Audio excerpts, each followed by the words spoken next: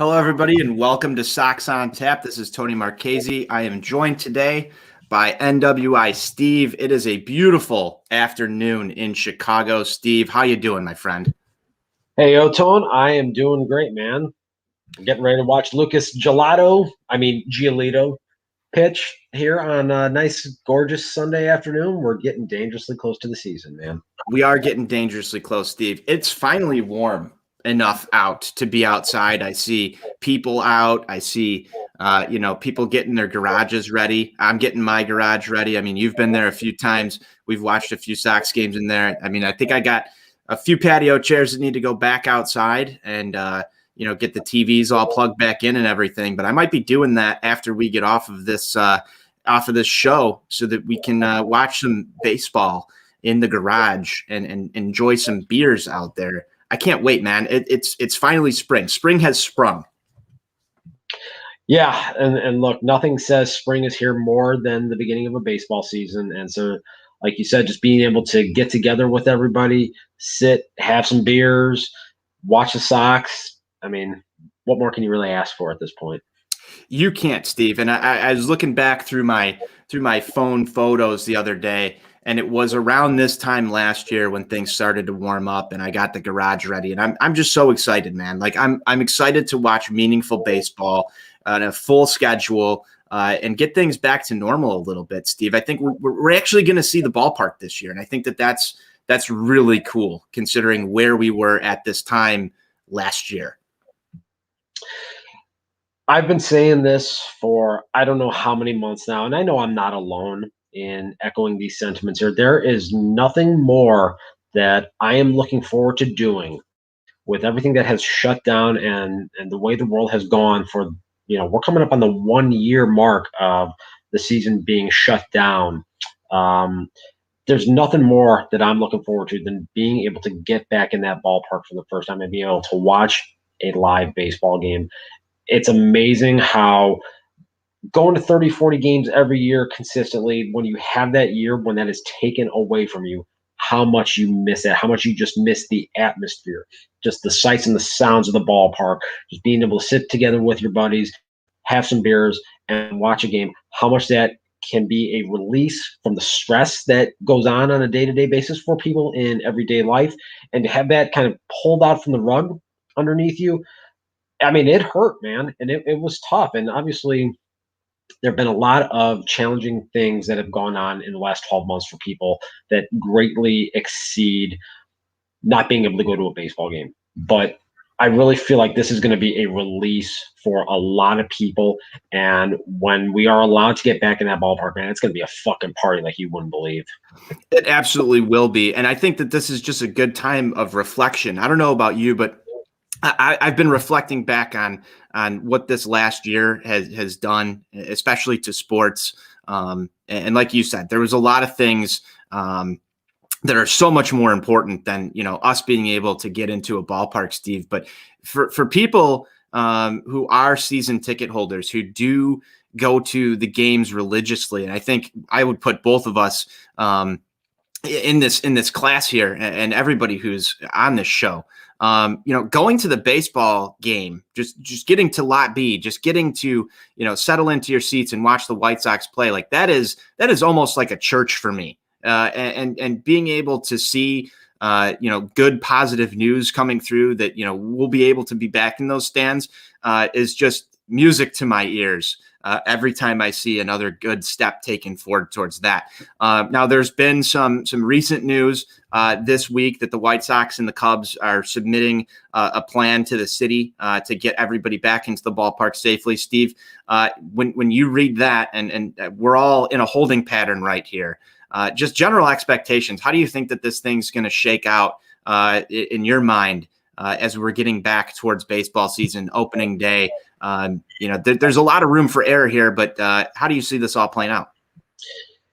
I think it goes without saying, obviously, we're not going to see full capacity here right out of the chute. And I wouldn't anticipate seeing full capacity until probably some point around July would be my guess initially here. So if I had to handicap things, I would say that initially when fans are allowed and given access to the park again, season ticket holders are certainly going to be given preferential treatment to that. So as far as how many even individual tickets are going to be available for the general public, I think it's going to be very limited early on. So, and I think that's where you're really going to start to see maybe a section of the fan base really kind of look at, okay, is a season ticket plan, is this really going to be my best approach to be able to get myself access to the ballpark this year? Because no one really knows how this is all going to unfold. There is still so much uncertainty with it.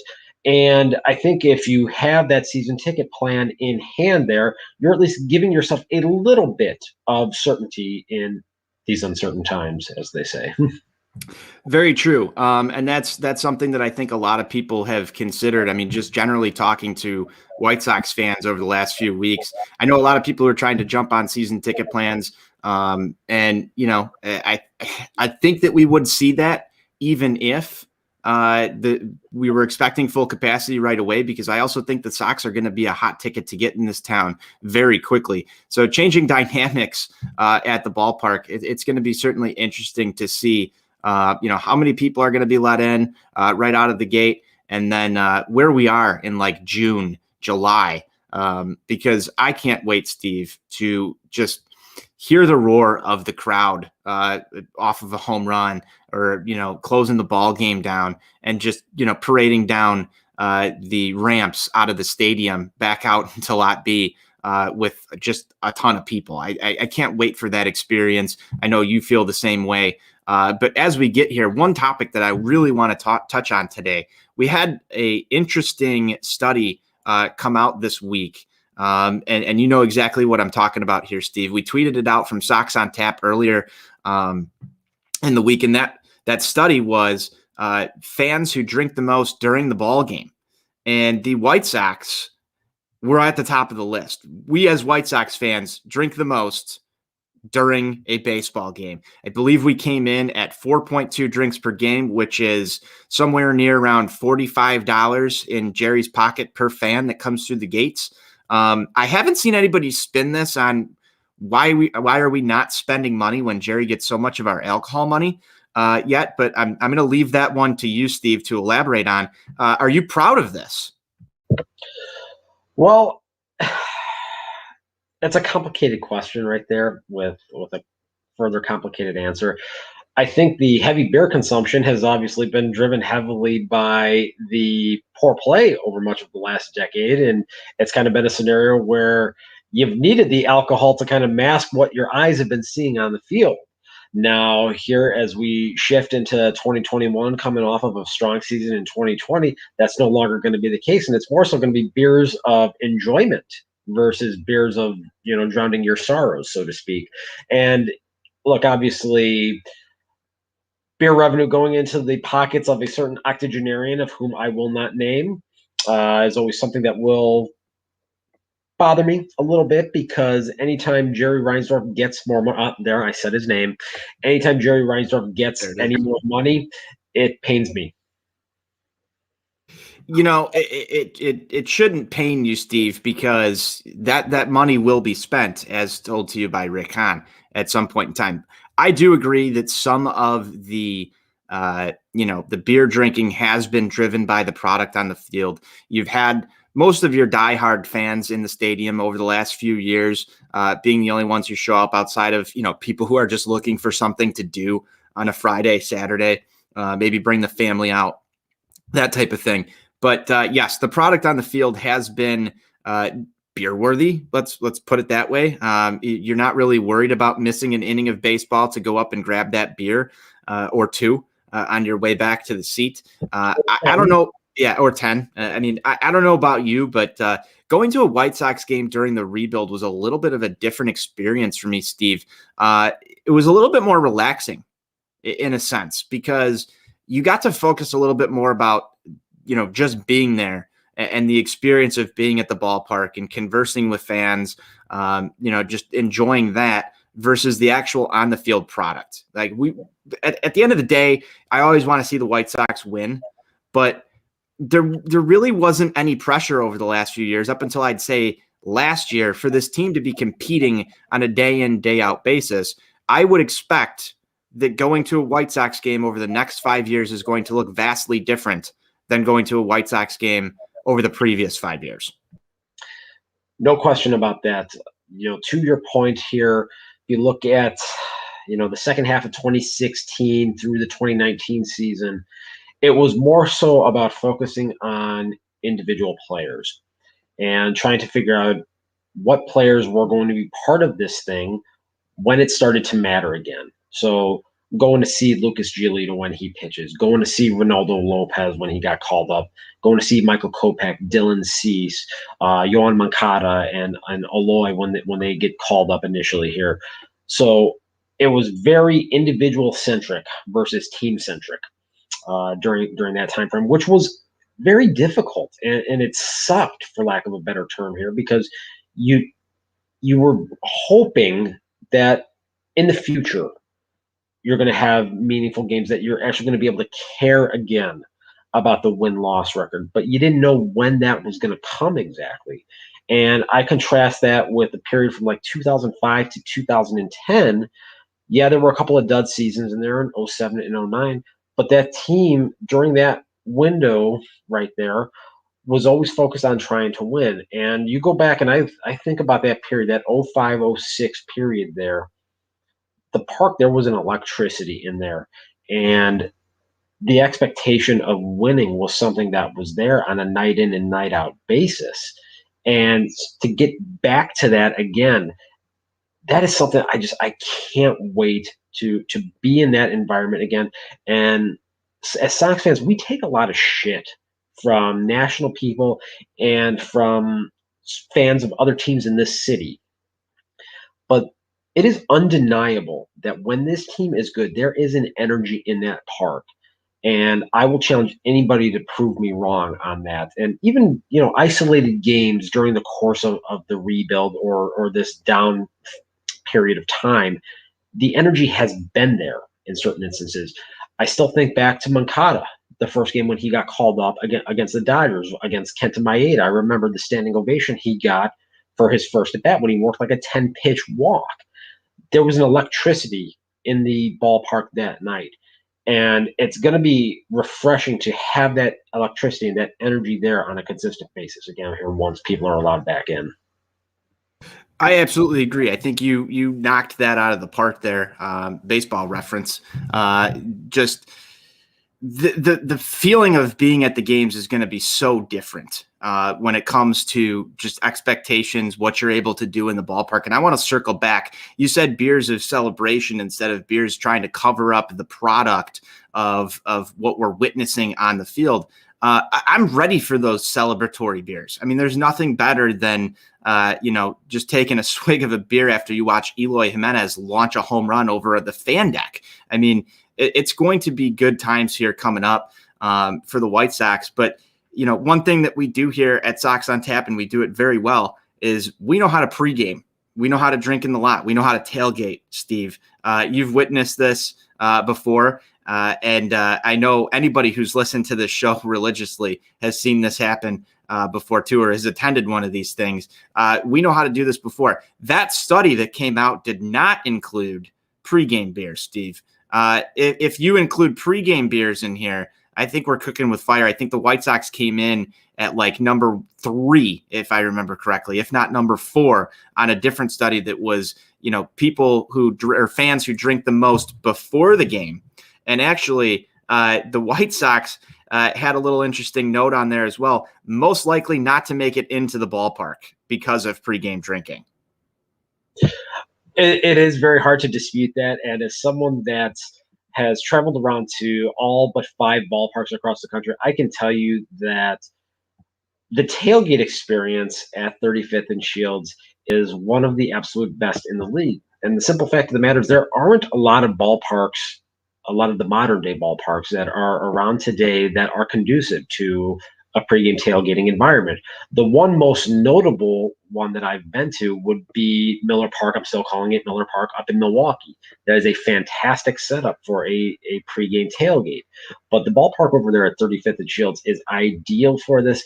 And I tell you, man, opening day, that first opening day tailgate, to me, that is a holiday as far as I'm concerned. That's the one day a year I always care about taking off from work because we're cracking that first fucking beer at 8 o'clock in the morning. We're getting down to brass tacks and we're going to have ourselves a damn good time. And God, I need it. Yeah, if there's one thing about opening day, Steve, it's that sense of eternal spring, and it's just so great to get back to the ballpark, see people that you haven't seen in 6 months over the course of the winter. Everybody's back. Hopefully, you get some good weather. But I don't even think that the weather fucking matters, to be completely honest with you, Steve. I've been at opening day and it's been snowing before, and I've had just as good a time as if it's 60 degrees and the sun is shining. It is always a beautiful day for baseball on opening day there. And the tailgates, man, I mean, we've got a comment that just came in. I can smell it already. Just the fact that we are going to eventually get to a place right now, and it's coming soon, where we are all back together in Lot B before a baseball game. Johnny Nani's, ballpark mix will be playing, beers will be flowing, people will be happy. That is just, I mean, I get goosebumps just thinking about getting back to the ballpark and slamming beers with people I haven't seen in now over a year. So I'm excited as hell for that. I know you are too. But if I go back to that study, people who don't make it into the ball game because they were pregame drinking way too hard, I think there'll at least be one contributor at On Tap Sportsnet that doesn't make it into the ballpark because they drank hard enough in Lot B before this game starts. I could see it happening. That setting the over under maybe at like 1.5 contributors. No question on that. First, I want to give a shout out to my man Dick the Knife.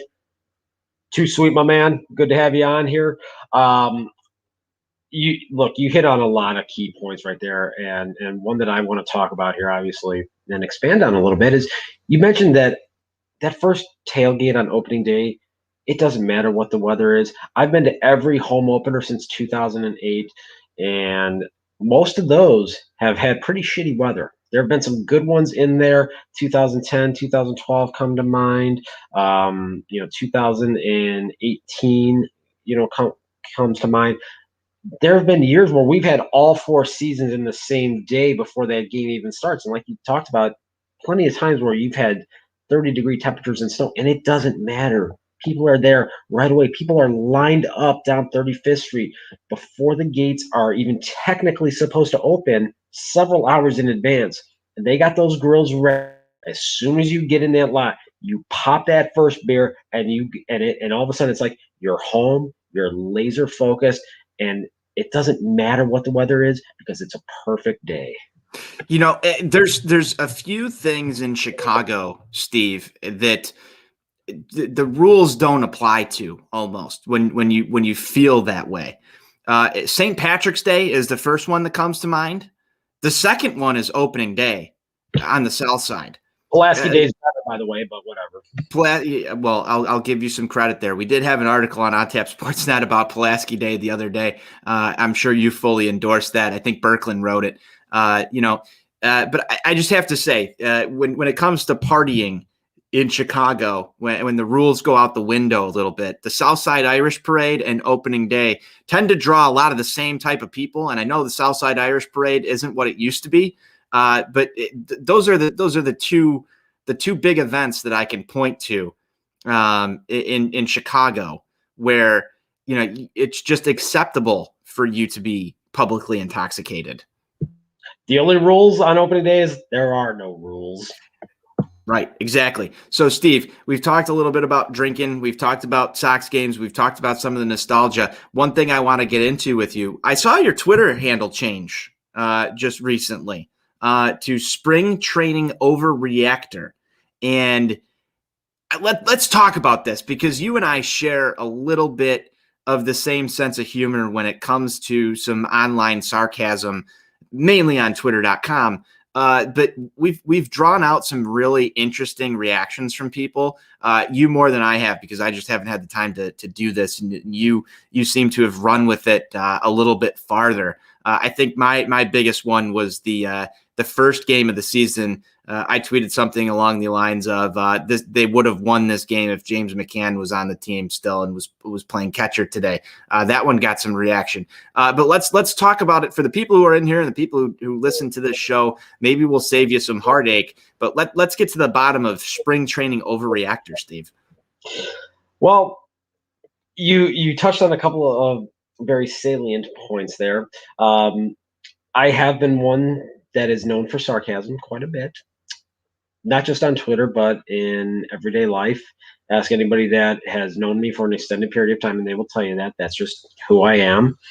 And we saw so much overreaction this winter to whatever the White Sox did, whether it was the hiring of Tony La Russa to any of the roster decisions that were made, so much of it.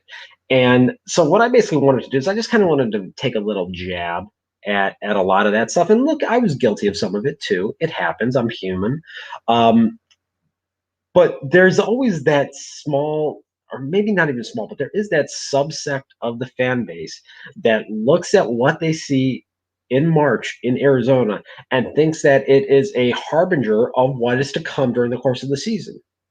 Now, there are certainly circumstances where you can watch things and make observations and say, okay, I think this is going to be a leading indicator of something that we could see from a performance standpoint for this team. But by and large, there is so much overreaction to what is seen on a day in and day out basis in Arizona. And so I just wanted to have a little bit of fun with it.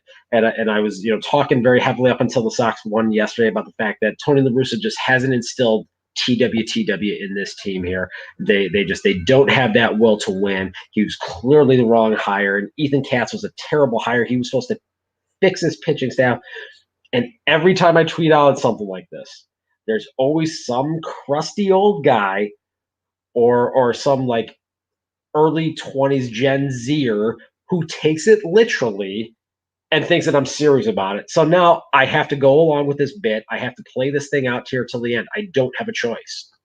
No, I don't think you do. And I'm curious to see if you continue this into the season because it's quite comical. And I think that there's room there to continue to do that. And I'm getting some text from Buzz, who's not on the show right now. He's blowing the phone up. But the fact that we get people to overreact also seems to just point to something, Steve, that there are people who actually fully believe some of the things that you're saying. There are people out there who actually believe that, this to be true, and that there are people who will go to war to fight that opinion. And I find that absolutely incredible just throughout the entire Twitter sphere, that there's so much polarizing viewpoints on this team right now. One thing you touched on was the Tony La Russa and Katz thing. Outside of the results so far, and obviously the White Sox won yesterday. Outside of the results so far, most of the media and the things that we've heard guys on the team say about Tony La Russa have been uber positive, which is not something that I think in particular White Sox Twitter really expected, because you saw a lot of this over the offseason, Steve. You saw a lot of people condemning the hire, saying that it wasn't Rick. I mean, even Rick Hahn came out the other day and said, Tony La Russa has exceeded my expectations in what he's doing.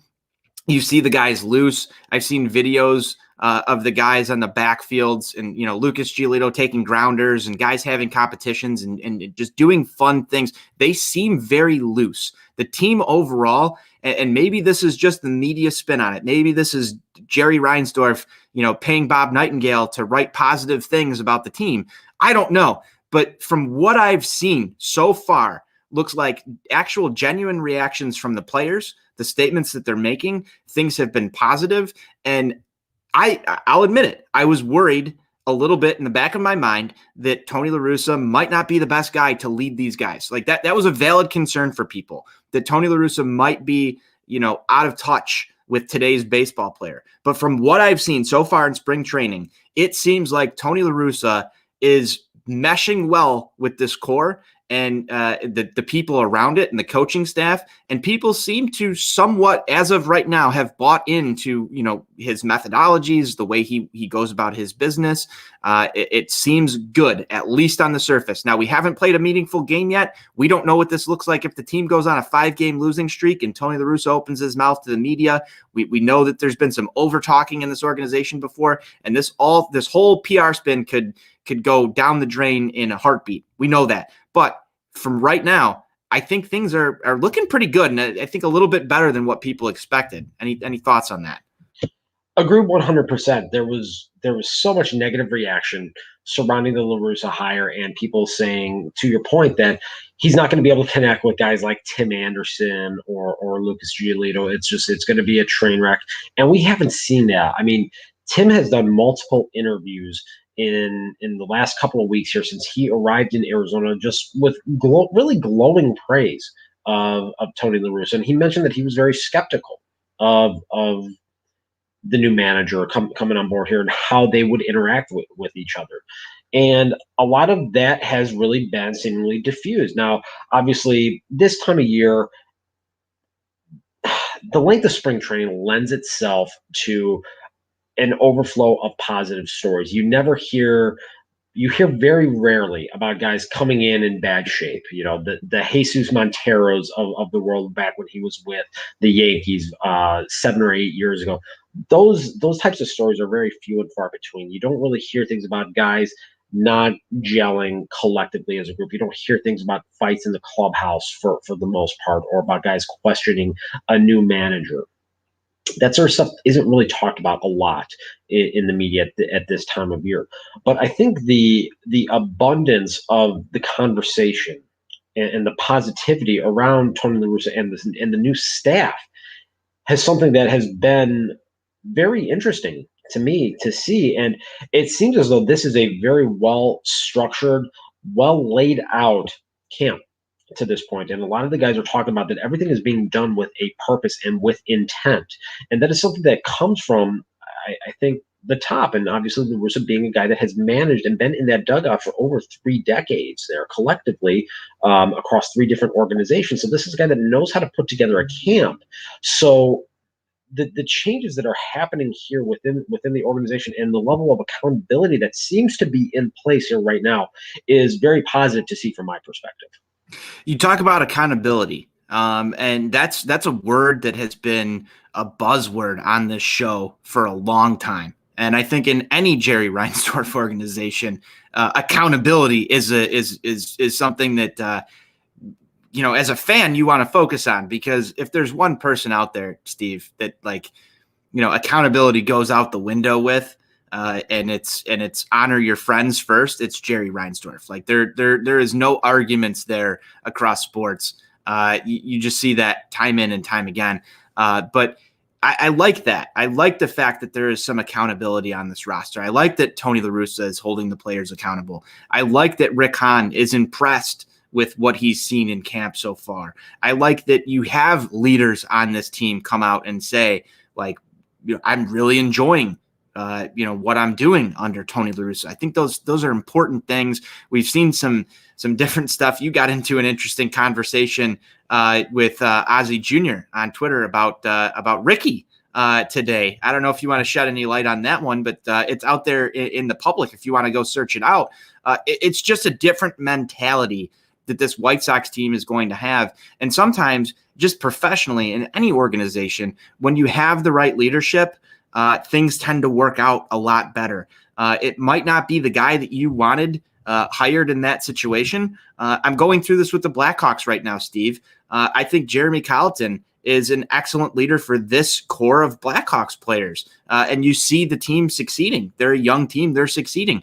Do I prefer Joel Quenneville over Jeremy Colleton? Absolutely, I do. But is the team buying in to what's going on? And yes, there is a podcast on my rec hockey game. Here's a comment that just came in from Showtime Stan. I'm watching the Blackhawks as we talk right here live, but I would prefer Joel Quenneville over Jeremy Colleton every day of the week. Is he the right guy to lead that specific team right now? I don't think so. this is the same kind of thing with Tony La Russa. This might not be the popular hire. We might have slandered him as a collective group from the get-go. But is he going to be the guy that gets the most out of this team? He might be. We don't know that answer yet, but it would not be surprising with the early signs that I've seen in camp. And we're not taking any of the results from spring training into effect here or into account here. But I think what he's done and some of the snippets that I've gotten, I think Tony La Russa has a good handle on what he's doing here at Sox camp. No question about that. Look, this is a guy that ranks third all time in managerial wins, which I know some people want to kind of poke fun at that. And, look, he'll get up to second at some point here by summertime. He'll pass John McGraw for number 2 all time behind only Connie Mack, who you may know him by his birth name, Cornelius McGillicuddy, who managed the Philadelphia Athletics for 53 years while he owned the organization. Look, there's nothing at this point in a baseball game that can happen that Tony La Russa hasn't seen at this juncture. And I think that is something that is important. And I have some very strong opinions on Tony La Russa as a person. I think he's a fucking penis as a human being. I'm just going to come out and say it. But the guy is a very accomplished, very successful major league manager. And I have very little doubt that this team is going to be successful with him leading them here in 2021 and beyond over the course of these next 2 to 3 seasons. That's going to be the thing that ultimately pushes them over the hump to get past the Minnesota Twins and control this division and be a serious, legitimate, viable contender for a World Series? I don't know, but it's not going to hurt. I can tell you definitively that there isn't going to be a circumstance where I feel like they're going to get overmanaged consistently. There could be some tactical things here and there. I'm still concerned that he's going to have people bunting or that he's going to hit Adam Eaton second. Those are little minor things in the grand scheme of things, but he's not going to be outclassed the way Rick Renteria was in a number of circumstances. That was kind of one of the things I was poking fun at a little bit this morning that Ozzie Jr. kind of jumped in on, and he shared his own personal thoughts and personal insights on it. And I'll leave that for everybody if they want to go over to my timeline to check that out, because Jr. had some very pointed thoughts. I'll say that. He did. Unfortunately, I didn't think quick enough to get him on the show today. It would have been a little interesting to hear him have those comments live with you and carry out that discussion. Maybe we'll schedule that for another time. But interesting stuff. I think you hit on a lot of good things here. Tony La Russa will not be outclassed. Are there going to be times where we're on this show questioning his decisions? Absolutely. I think that happens in every single sport with every single manager that's ever managed any competitive game of all time. If people are tuned in, they're gonna criticize. They're going to watch it. But you talk about being outclassed. I think Tony La Russa, like you said, has seen everything at this point. At least almost everything. Baseball's a weird sport. I wouldn't be surprised if we run into something this year or over the next course of a few years that we're all sitting here talking and saying, I've never even fucking thought that could possibly happen. But for the most part, you've got a guy at the helm right now who's been there, done it, achieved it. And you've got a team of players who have not yet, with a couple of guys who have. You're talking your Dallas Keuchels, your leaders who've been there, been brought in as free agent or acquisitions, who've been there, who want that taste again. I think you've got a pretty good recipe for success on the South side.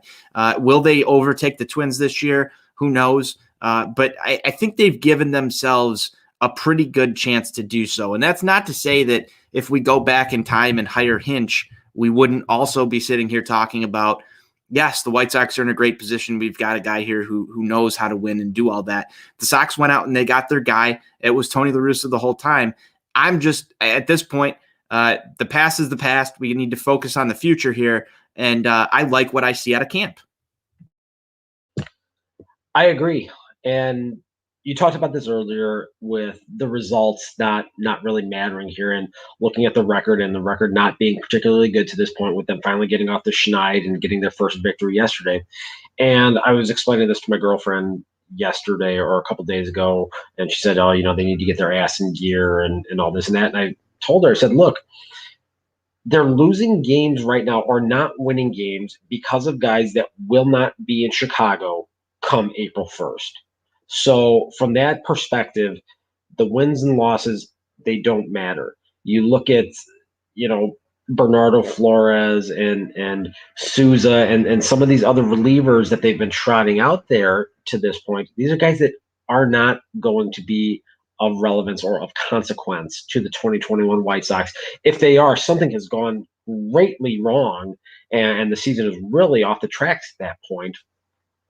But that's why the record when it comes to the spring training games is so irrelevant in so many aspects. And I got a little chuckle, and somebody pointed out to me that our favorite little Twins blogger, who just has this just interesting obsession with the White Sox, made a comment about oh well, the White Sox haven't won any spring training games yet, ha ha ha, but they're more athletic. Well, right on cue, then they go out there and they put it to the Indians yesterday here. And I know obviously the Indians were running out of B team there, but Sox looked good by all indications in that game yesterday here. And it's just, you can't read too much into the record ultimately here in spring training.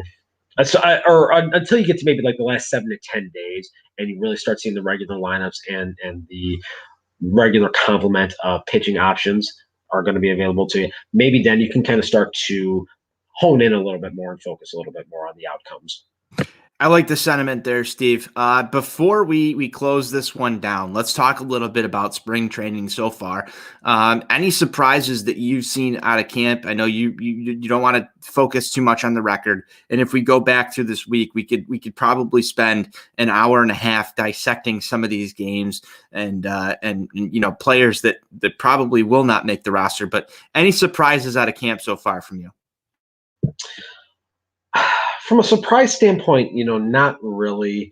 The one thing that I feel I've had really reinforced in the limited action that we've been able to actually see with our eyes is the quality of Andrew Vaughn's at bats. And I know right now that is a lightning rod of an issue as far as whether or not he is going to be the opening day DH.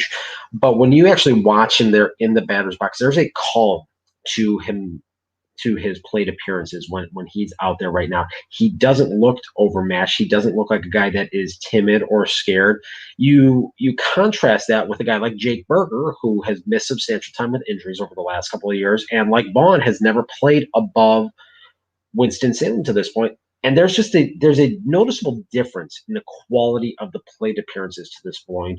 Vaughn just looks very relaxed and is really kind of seems like things are slowing down for him, and he's just letting the plate appearances and the bats come to him, almost the way a 9 or 10-year veteran would. And that's been really interesting to see. And I say this as someone that has been very vocal about not wanting Andrew Vaughn to be the opening day DH, but it's been nice to watch that and nice to kind of see that reinforced there, that quality plate approach. No, absolutely, Steve. And I think you are very correct when you say, will Andrew Vaughn be the opening day DH? It is such an issue, and I think it's something that we need to watch down the stretch. You're looking for that consistency from him. You're looking for him to have those quality plate appearances over and over and over again in order to achieve that. But we're also talking about a guy who hasn't taken a plate appearance at Double-A yet. So you're looking up and down this roster. If there's one thing that I wish the White Sox did, it would be to go and sign the DH. And I think this is the perfect time to say this because I know Buzz has probably been waiting for it. He did text me this. You know exactly where we're going. Exact quote from Buzz himself. I want this right on air. If Puig was starting in right, they would have won more than one damn game so far in spring training. I'm going to take it a little bit different there and say, had they made one more acquisition of a bat to kind of fill in at DH or maybe play the field 2 to 3 times a week, I think we'd be in a lot better position than we are right now. I know that as a White Sox fan, whoever that acquisition would have been probably would have faded into darkness.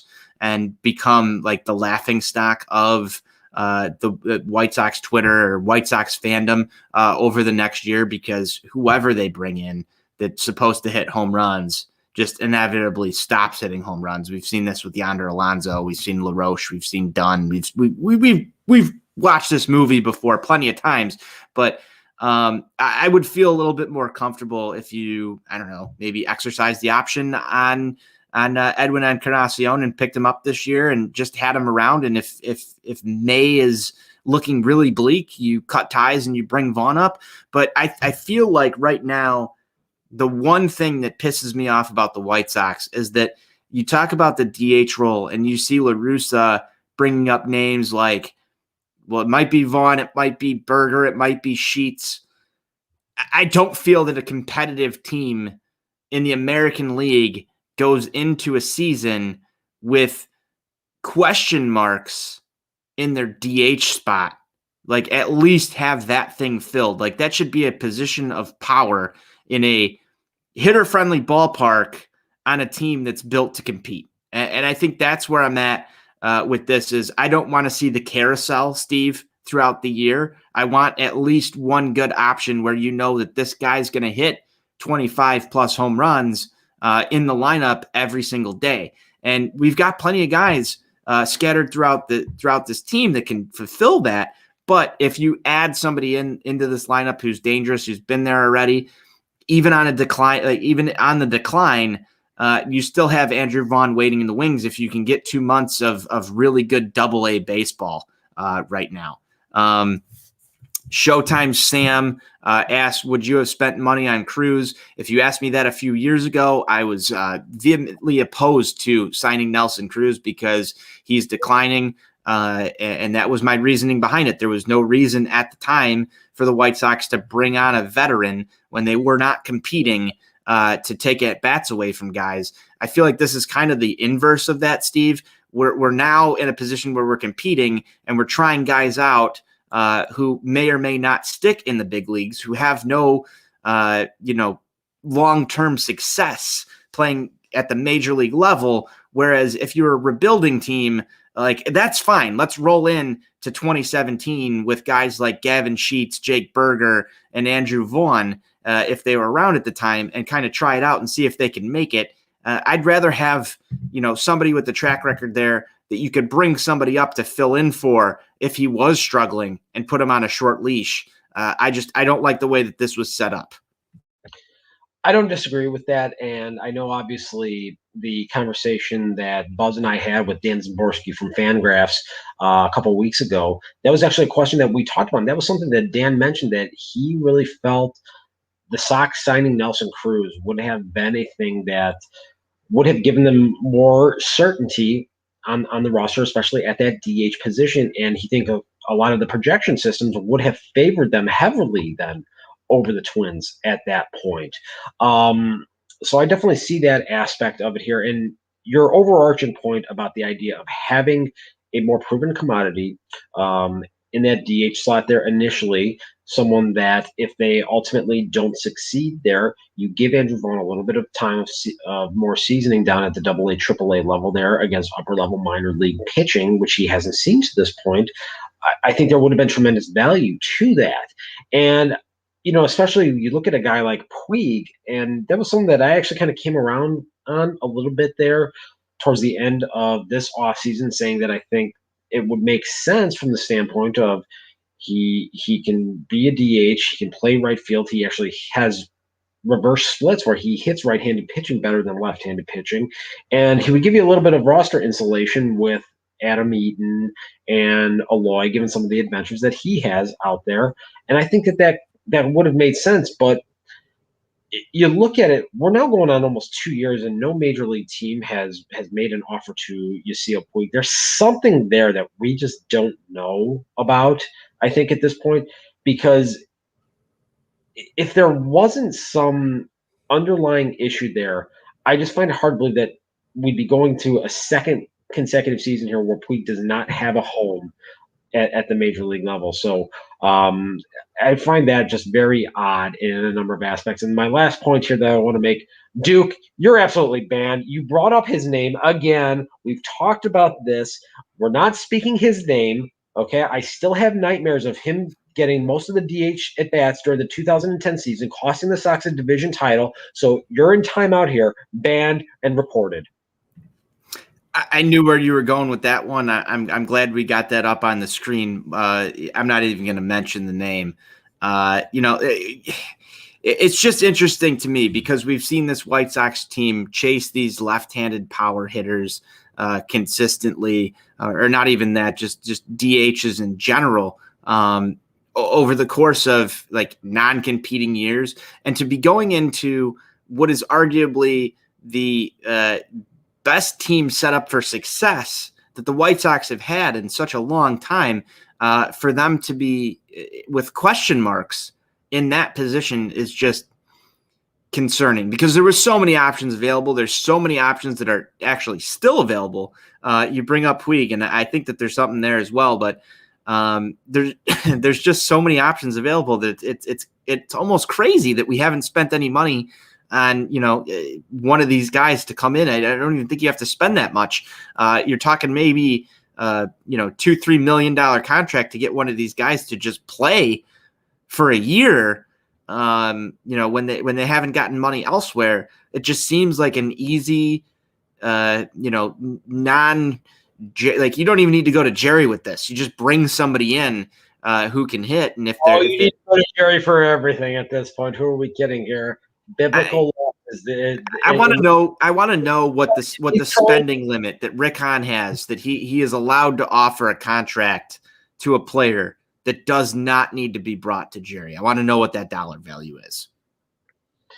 I don't know that said dollar value exists. So you think that everything. You don't think Rick Hahn has like, okay, you're bringing this guy in under 10 million. I don't need to be bothered. This is an honest question. In 2021, coming off of a pandemic season where you have all these teams saying they lost 9 figures, I honestly think that you probably have to go to him to get sign off for everything at this point. Is that something that's going to continue into the future?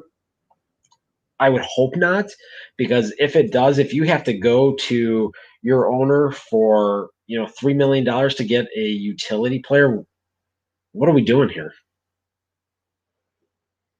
I don't know what we're doing here if that's the case. I would think that Rick Hahn would have some room to work. It seems like he does, but like you said, very limited when it comes to that. And I can understand the special circumstances of the year. I just thought that we'd have some backup at DH before we entered camp. Obviously, we don't. We've got what we've got, and we're working with it. I can see a point where you see some time for Jose Abreu there. You see maybe a day or two, a week of Eloy Jimenez there. I know La Russa wants to keep him in the field. Andrew Vaughn will probably play DH at some point for the White Sox this season. But it could become there could be a point in the season, Steve, where if this team is hovering around near contention at the trade deadline, it might not be a bad move to go and try and pick somebody up to just ride the rest of the year out if we're not getting what we need to get out of Vaughn or whoever the solution is at that point in time. Steve, one last thing that I want to get to before we close this one down. Reynaldo Lopez threw an impressive 2 innings yesterday. Any thoughts on Reynaldo Lopez in relation to what we talked about last time we were live together with Reynaldo Lopez being that perfect 2-inning guy? And let's talk a little bit pitching just beyond that. There was also news in the bullpen about Kopech starting there as well as Crochet and the development plans of those two players. Let's start on Reynaldo Lopez and we'll work our way into the bullpen. So with Raylo in particular, it kind of circles back to something I wrote a few weeks ago with Ethan Katz coming in and some of the expectations that have been placed on him to be the quote-unquote fixer for some guys like Reynaldo Lopez, Dylan Cease, Carlos Rodon, and even Michael Kopech to an extent because of the extended layoff that he's had. And It's fascinating to watch Lopez and see if a different voice coming from Ethan Katz is something that is going to be able to unlock something in his performance that wasn't there previously.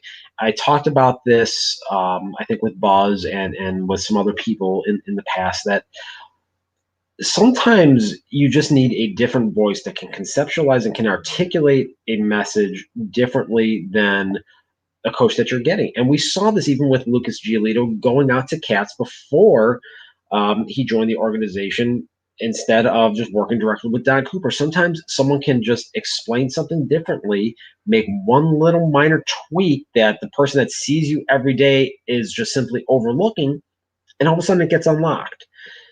That could very well happen with Ronaldo Lopez.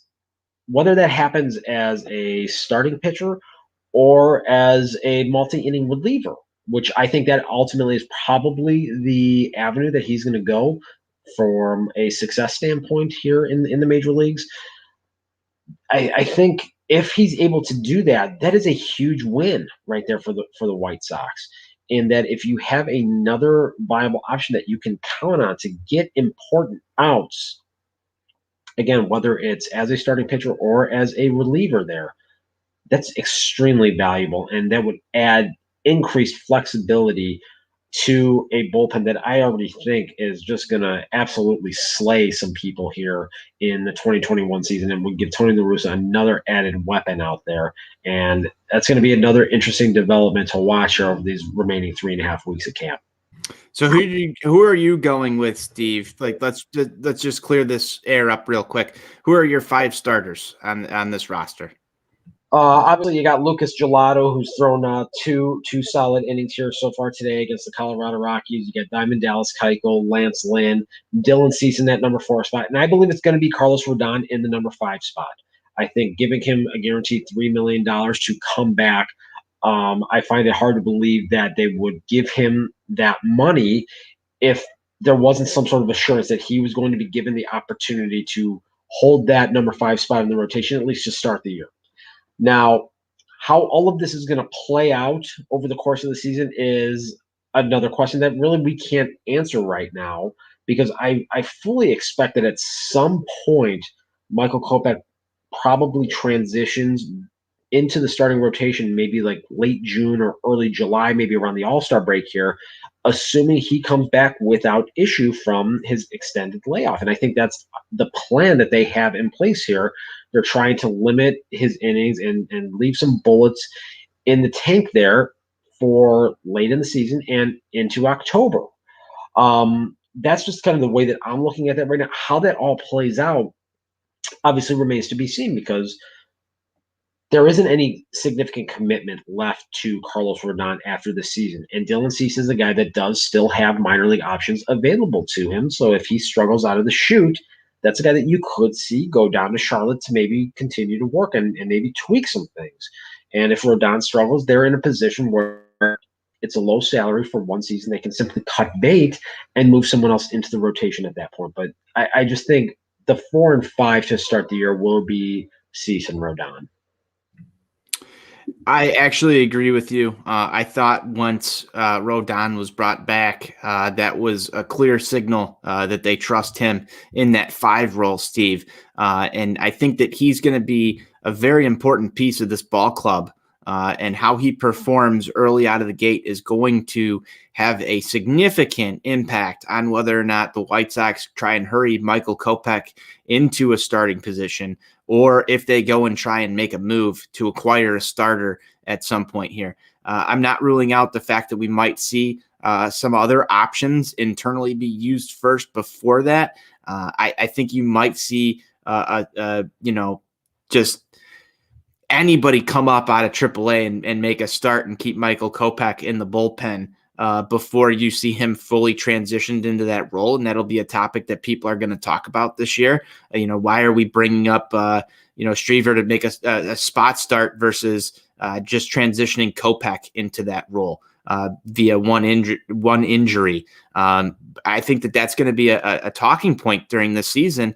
But the White Sox do have a plan, it seems like, with Michael Kopech, with Garrett Crochet, for the long term. And I think that one thing that we've learned about Rick Hahn over the course of his tenure here is that when he has a plan, he tends to stick with it long term and doesn't make those adjustments on the fly just because there's an outcry from the fan base to say, hey, why isn't Michael Kopech in that 5 spot or that 4 spot right now?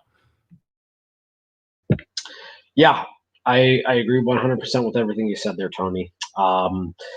This seems to be their defined plan to start the 2021 season, and they clearly are going to go with it, and it's going to take significant underperformance for them to deviate from it. And you articulated that so well. I don't really have anything further to add on the topic. Well, thank you there, Steve. That's about all I have for today. We're coming up on the hour. There's some Blackhawks hockey to watch. There's some White Sox baseball to watch. I think we'll let everybody get to their afternoon activities, Steve, if they're on the live show. Thank you guys for tuning in. We appreciate you coming in and enjoying some White Sox talk with us on this fine afternoon here. It's been a pleasure, Steve. You got any closing thoughts before we shut this down and get to some beer drinking and sports watching for the afternoon? We got 25 days to the opener down in Southern California against the Angels here. Lucas Giolito's on the mound today. Looks real strong here so far. He's pumping the strike zone with consistency. So it's going to be a good day. It's going to be in the 60s tomorrow and Tuesday. Just get out there and live life, man. I can just say that I echo that completely. Enjoy some baseball this afternoon. This will be released as a podcast, most likely for your Monday morning commute. Steve, like I said, always a pleasure. Before I close this down, be sure you're going to ontapsportsnet.com for all your Chicago sports literature and podcasting needs. Once again, that's ontapsportsnet.com.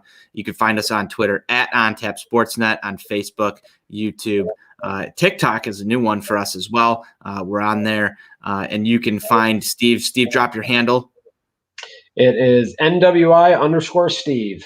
You can find me at Tony on Tap on Twitter. Steve, cheers, man. Let's enjoy the rest of this beautiful afternoon.